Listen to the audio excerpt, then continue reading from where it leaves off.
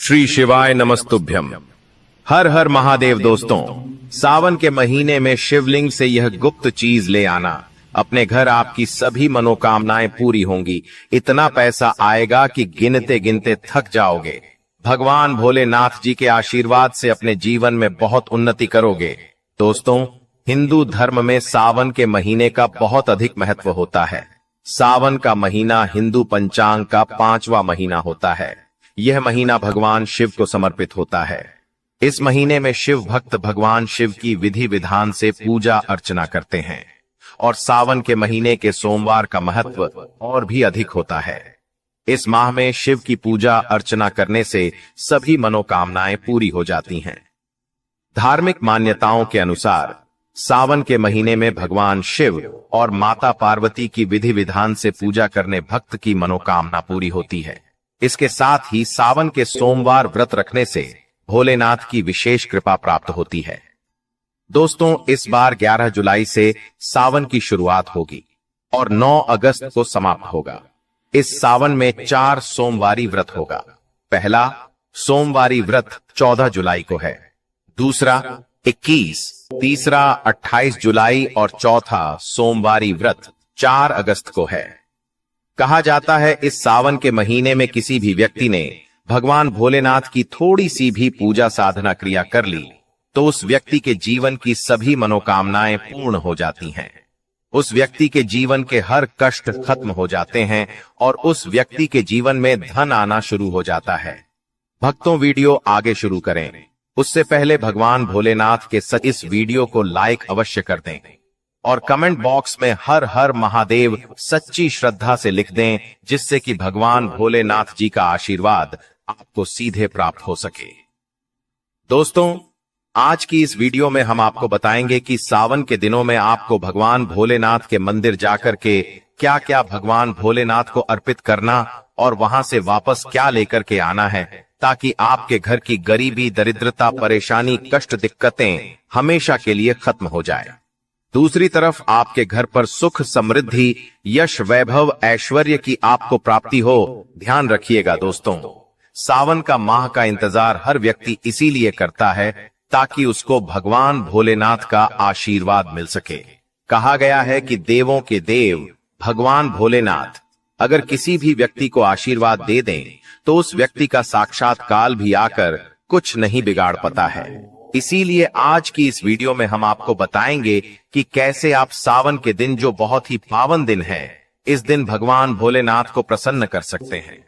कैसे आपको भगवान भोलेनाथ का आशीर्वाद प्राप्त हो सकता है और कैसे सावन के दिनों में शिवलिंग की आपको पूजा करनी है, वह भी खास उपाय करते हुए कैसे आपको शिवलिंग पर क्या क्या चढ़ाना है और क्या क्या वहां से लेकर अपने घर पर वापस लेकर आना है, ताकि आपके घर पर अन्न और धन का भंडार कभी भी कम न हो। देखिए दोस्तों, आपके जीवन में कितनी ही बड़ी परेशानी हो, कितनी ही बड़ी दिक्कत क्यों ना हो, मान लीजिए आपके जीवन में धन की समस्या है, मान लीजिए आप नौकरी की प्राप्ति के लिए बहुत ही ज्यादा परेशान हो चुके हैं, आपके शत्रुओं ने आपको घेर लिया है, संतान की प्राप्ति आपको हो नहीं पा रही है, तो एक बात का ध्यान रखिएगा दोस्तों, सावन का पावन दिन एक ऐसे दिन होते हैं जिस दिन कोई भी व्यक्ति अगर थोड़े से उपाय कर लेता है, भगवान भोलेनाथ की साक्षात पूजा कर लेता है, तो उस व्यक्ति की कितनी ही बड़ी मनोकामना हो, कितनी ही बड़ा कष्ट हो, वह खत्म हो जाता है और उसकी मनोकामना पूर्ण हो जाती है। दोस्तों, मान लीजिए आपके ऊपर कोई दोष लगा हुआ है, जैसे वास्तु दोष, शनि दोष, प्राकृतिक दोष या कोई भी दोष लगा हुआ है, तो आपको सावन सोमवार के दिन थोड़ी सी पूजा करनी है और आपका दोष खत्म हो जाएगा। आपके जीवन से सभी परेशानियां चली जाएंगी और आपके जीवन में जो धन आना बंद हो गया था, उसका आगमन वापस शुरू हो जाएगा। मान के चलिए आपके जीवन में कभी भी कोई परेशानी नहीं रहेगी। बस दोस्तों, आज की इस वीडियो को लास्ट तक देख लीजिए और मान के चलिए भगवान भोलेनाथ के आशीर्वाद से आपकी सभी मनोकामनाएं भी पूरी होगी और आपके जीवन की सभी परेशानियां भी चली जाएंगी। देखिए, एक बात कही गई है कि जब भी हम भगवान भोलेनाथ की पूजा करते हैं, हमें धैर्य रखना चाहिए, विश्वास रखना चाहिए, और श्रद्धा के साथ भगवान भोलेनाथ की पूजा करनी चाहिए, क्योंकि भगवान भोलेनाथ बहुत ही भोले हैं। वह किसी भी व्यक्ति की थोड़ी सी ही पूजा से, साधना से तुरंत ही प्रसन्न हो जाते हैं। इसीलिए दोस्तों, सावन सोमवार के दिन कुछ ऐसी चीजें हैं जो आपको अवश्य पता होनी चाहिए, क्योंकि सावन सोमवार के दिन अगर आप भगवान भोलेनाथ के सामने पूजा करने जा रहे हैं तो मान के चलिए दोस्तों, आपने अगर कोई गलती कर दी तो भगवान भोलेनाथ आपसे क्रोधित हो जाएंगे, और आपने सही तरीके से पूजा की होगी तो साक्षात आपको भगवान भोलेनाथ उसी दिन आशीर्वाद दे देंगे, और उस दिन के बाद आपके जीवन में कभी कोई परेशानी नहीं आएगी। आपको हमें एक एक चीज बताने जा रहे हैं, इसलिए इस वीडियो को लास्ट तक देखिएगा। सबसे पहले आपको भगवान भोलेनाथ के मंदिर जाना होगा। यह जितने भी उपाय आपको बताए जाएंगे यह मंदिर के उपाय होंगे। देखिए, होता क्या है कि कई लोग हमसे पूछते हैं कि गुरुजी, हमारे घर पर शिवलिंग है, क्या हम घर पर पूजा नहीं कर सकते हैं? तो इसका उत्तर है नहीं दोस्तों, आपको मंदिर जाना पड़ेगा, क्योंकि मंदिर का जो शिवलिंग होता है और जो घर का शिवलिंग होता है, इसमें बहुत ज्यादा फर्क होता है। जो मंदिर का शिवलिंग होता है दोस्तों, इसकी जो एनर्जी होती है वो आपके घर के शिवलिंग से करोड़ों गुना ज्यादा होती है।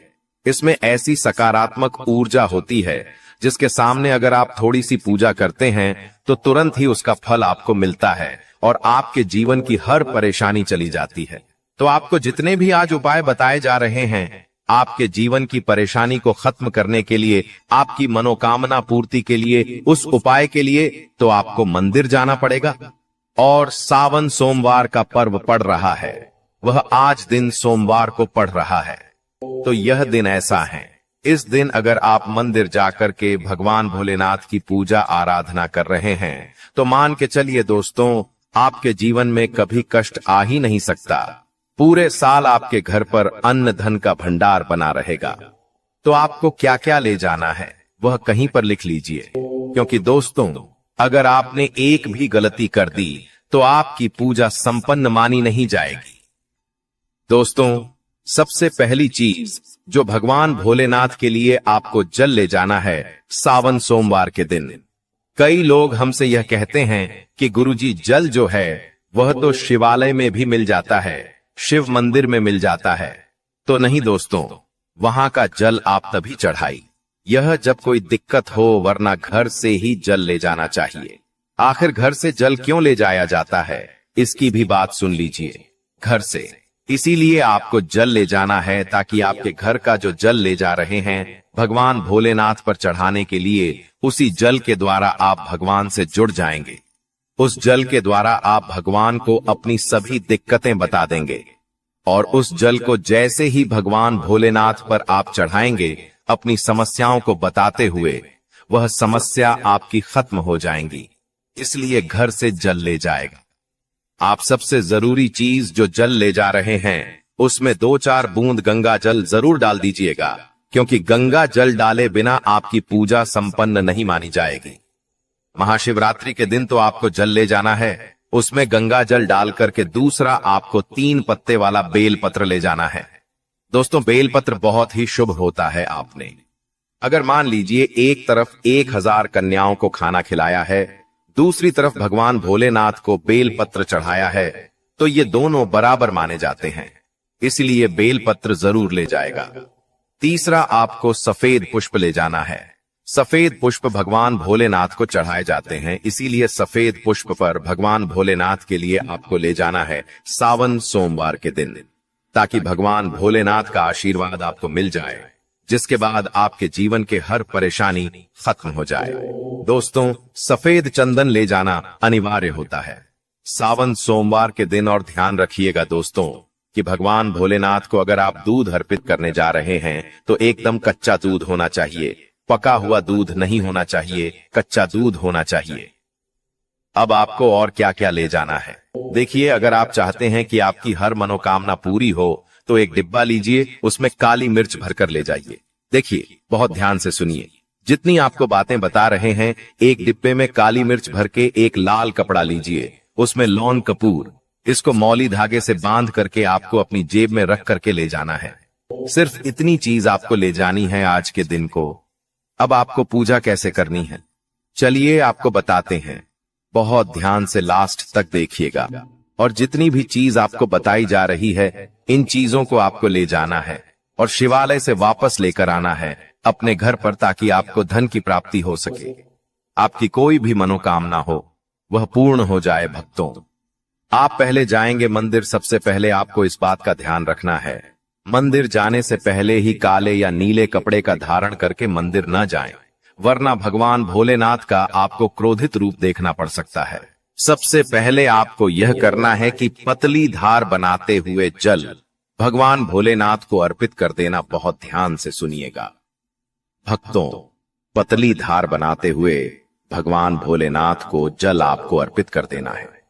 अब आपको यह करना है दोस्तों कि भगवान भोलेनाथ को चंदन लगाना है। चंदन लगाने के बाद भगवान भोलेनाथ पर 3 पत्ते वाला बेलपत्र रखना है। 3 पत्ते वाला बेलपत्र रखने के बाद आपको भगवान भोलेनाथ पर सफेद पुष्प अर्पित कर देना है। सिर्फ इतना आपको करना है। दूध अगर आप चढ़ाना चाहते हैं तो दूध भी आप चढ़ा सकते हैं, इतना बस आपको करना है। इतना करने के बाद आपको वहां पर खड़े होकर 108 बार, बहुत ध्यान से सुनिएगा, 108 बार आपको ओम नमः शिवाय का जाप करना है। या तो आप 108 बार कर लीजिए या 1008 बार कर लीजिए। यह 3 ऐसी चीज है जो आपको करनी है, इतना करना है।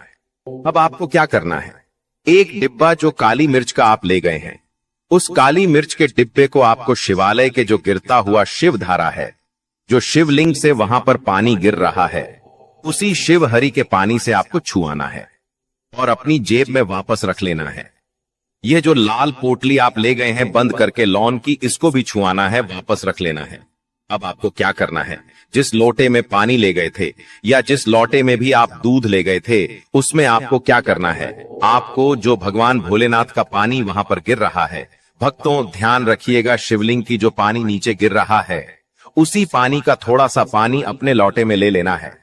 ध्यान रखिएगा, जो आपने लोटे में पानी भरकर ले गए हैं वह पानी वापस बचाना नहीं है, वह तो पूरा आपको भगवान भोलेनाथ को अर्पित कर देना। जो शिवलिंग से पानी गिर रहा है, उस पानी को आपको अपने लोटे में वापस ले लेना है। भक्तों मान लीजिए आप यह सोच रहे होंगे कि कई लोग वहां पर पानी चढ़ा रहे हैं, तो इस बात की आप चिंता न करें, क्योंकि भगवान भोलेनाथ के शिवलिंग पर जब भी पानी चढ़ाया जाता है वह अमृत बन जाता है। कहा जाता है कई देवी देवता शिवलिंग के पास अदृश्य रूप में खड़े होते हैं ताकि शिवलिंग से गिर रहा पानी वह धारण कर सके, इतना पवित्र होता है। शिवलिंग से गिरता हुआ पानी को आपको अपने लोटे में ले लेना, सिर्फ थोड़ी सी बूंदे ले लेनी है। अब आपको क्या करना है, आपको घर वापस आना है जो आपने लोटे में पानी लिया है। भक्तों, इसको घर पर आते ही घर के लोग जो है आपके उनके ऊपर थोड़ा थोड़ा पानी छिड़क देना है। घर के हर कोने में पानी छिड़क देना है। घर के मुख्य द्वार पर पानी छिड़क दें। ना सिर्फ इतना आपको करना है, इतना आपने कर दिया। अब मान लीजिए पूरे साल आपके घर पर नकारात्मक शक्तियां नहीं आ पाएंगी। आपके घर पर कोई काला जादू, काली विद्या करवाने की कोशिश करेगा तो वो आपके घर पर नहीं कर पाएंगे। इससे आपके घर से नकारात्मक शक्तियां चली जाएंगी और सकारात्मक ऊर्जा आ जाएगी। यह जो अब काली मिर्च का भगवान भोलेनाथ जी के शिवलिंग से छुआ कर लाए हैं, इसको पूजा घर में रखे। यह जो काली मिर्च का डब्बा है आपके पास, इसे कभी भी आप किसी शुभ कार्य के लिए निकले, जैसे मान लीजिए आप बिजनेस मीटिंग के लिए जा रहे हैं, नौकरी की प्राप्ति के लिए जा रहे हैं, काली मिर्च घर के मुख्य द्वार से पहले रख के उसको कुचलते हुए निकालिए। मान के चलिए आपके काम में जो भी बाधा आने वाली होंगी, वह बाधाएं भगवान भोलेनाथ के आशीर्वाद से अपने आप हट जाएंगी और आप जिस कार्य के लिए भी जाएंगे उस कार्य में आपको सफलता मिलेगी। दोस्तों, भगवान भोलेनाथ का यहां पर आपको साक्षात आशीर्वाद मिलेगा। सावन सोमवार के दिन और आपके जीवन से हर परेशानी चली जाएगी। सावन सोमवार की रात आप अपनी सभी प्रकार के बुरी अनिष्ट शक्तियों से छुटकारा पा सकते हैं। जो लोग भोलेनाथ माता पार्वती की पूजा करना चाहते हैं, वो इस दिन अपने घर पर पारद का शिवलिंग रख लीजिए। अभिमंत्रित होना चाहिए। जो भी शिवलिंग आप रखें, अच्छे से उनको मंत्रों द्वारा भी अभिमंत्रित करके रखें। स्फटिक हो, नर्मदेश्वर शिवलिंग हो, कोई भी रखिए, अच्छे से उनको भोलेनाथ को अपने घर पर ही पूजन कीजिए। एक लोटा जल चढ़ाकर, क्योंकि मंदिरों में बहुत भीड़ भाड़ होती है और सावन सोमवार पर यही भीड़ का नजारा बहुत ही खूबसूरत लगता है। कोने कोने में शिव भक्त है। अगर आप मंदिर में नहीं जा सके या ठीक से जल नहीं चढ़ा पाए तो घर में ही शांति से आप पूजन करें। गन्ने का रस हुआ, पंचामृत हुआ, इससे आप इस दिन भोलेनाथ का अभिषेक कीजिए। दूध, दही, घी, शहद, शक्कर, पंचामृत बना करके अभिषेक कीजिए। दोस्तों, फिर भोलेनाथ का श्रृंगार कीजिए। चंदन चढ़ाई, अक्षत चढ़ाई, जनेऊ अर्पित कीजिए। थोड़ा सा चंदन का इत्र, क्योंकि चंदन का इत्र विशेष रूप से शिव शंभू को बहुत प्रिय है, तो वह आप अर्पित कीजिए। उनके पसंदीदा पुष्प चढ़ाए आंकड़े की माला से उनका श्रृंगार कीजिए। दोस्तों, कनेर के सफेद पुष्प चढ़ाए, कमल हुए, गुलाब हुए, बेल हुए, यह फूल उनको बहुत प्रिय है, यह अर्पित करें और 5 बेलपत्र अवश्य चढ़ाएं। आप इस दिन चाहें तो या जो आपके पास बेलपत्र है उसी पर आप श्री श्री लिख करके या ओम नमः शिवाय या राम राम लिख करके अर्पित कीजिए। जो चिकना भाग होता है उस पर लिखिए और यह सीधा शिवलिंग पर अर्पित हो, इस प्रकार से आपको बेलपत्र चढ़ाने चाहिए। दोस्तों, आप विशेष कर इस बात का ध्यान रखें कि कटे फटे बेलपत्र न हो। जो व्यक्ति अधूरी चीज भगवान को अर्पित करता है तो उसे भी कटे फटे पत्तों की तरह ही कटा फटा फल ही प्राप्त होता है। इसीलिए कभी भी अपूर्ण सामग्री अर्पित न करें।